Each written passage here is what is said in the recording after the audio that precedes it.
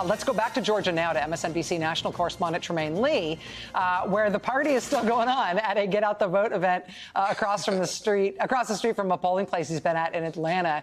Trymaine, it does still, even though polls are closed, it looks like things are still happening. Rachel, it's election night. The party won't be over for a long time until at least folks have an answer about the Senate race here. And you think about Georgia is poised to elect its first black senator for a full-time term ever in history. And what got Georgia purple was a lot of organizing on the groundwork. And I want to bring in one of those organizers, Deborah Scott, CEO of Georgia Stand Up, We Vote, We Win.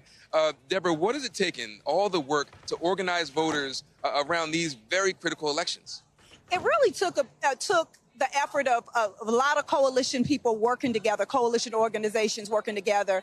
And it really took door knocking on doors, talking to people and having those one-on-one conversations at the doors and at events and asking people, what do they care about, and making sure that they understand that these issues are really about them and that they really have the power. So it's not about who is going to be elected, it's who is going to serve you best. And so we began to talk to them about those issues.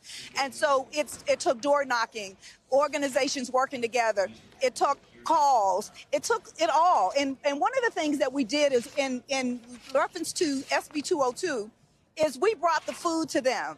We brought the fun to them. And this is voter joy. We don't have voter apathy here. We have voter joy. We've been happy all day because we know when we vote, we win. What did it take in this shorter time frame, though? The runoff election cut from 9 weeks just a year ago to just 4 weeks. How did that change the game?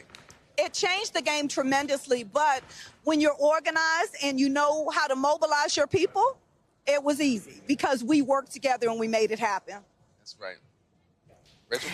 Hey, sis, this is Joy Reid. I have a question for you because you guys were knocking on doors.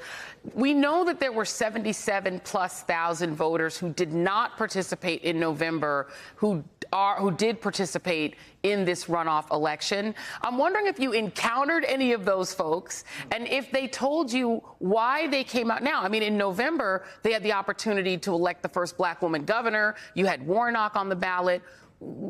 Do you have any sense of what the difference was now?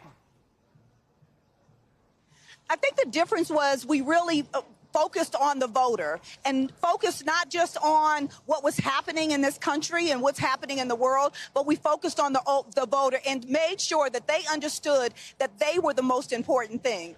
And so, and we kept knocking and calling and asking them to turn out and turning their families out. So the difference was having that real conversation with those voters about those issues and having their friends and family call them. Trymaine Lee with us from Atlanta tonight with Deborah Scott from Georgia Stand Up, We Vote, We Win. Those are the folks who turned that voter joy out across the street from that polling place tonight. It's great to have you both with us.